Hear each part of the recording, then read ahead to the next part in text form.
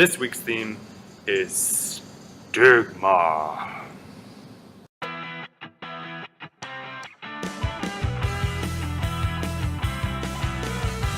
Stigma is when people place irrational, negative judgment on something.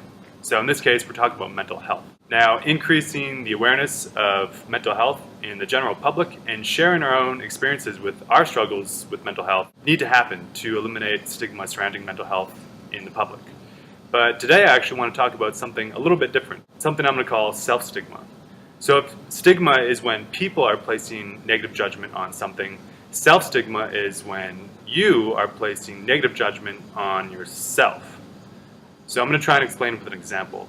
Let's say you're having a bad week. And for me, this means my lab work is going terribly, I'm making mistakes, nothing's working, everything I'm writing isn't worth reading, the paper I just tried to publish got rejected, my supervisor's disappointed in me, the TA things that I do, like tutorials and classes, are going terribly, I feel like I'm losing my connection with my friends and family, and I just can't hit that squat PR.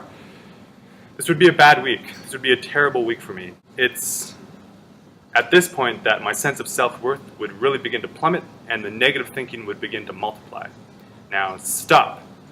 In previous videos, I said that it's often our reaction to our circumstances that dictate our negative mental states. So it's a collection of irrational beliefs that causes us to react badly to circumstances. So when you're having one of these really bad weeks, how familiar do attitudes or beliefs like these look?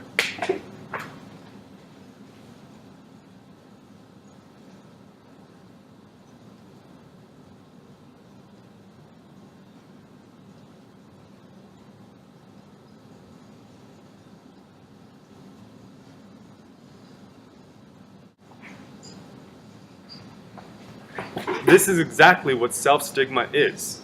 A collection of irrational beliefs or attitudes about yourself and your life that make you feel terrible, isolated, and give you a very low sense of self-worth.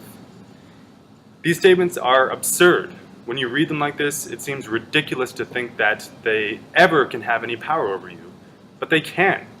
When thoughts and attitudes, beliefs like these become part of your inner narrative, they make you feel terrible about yourself and that your life is never going to change.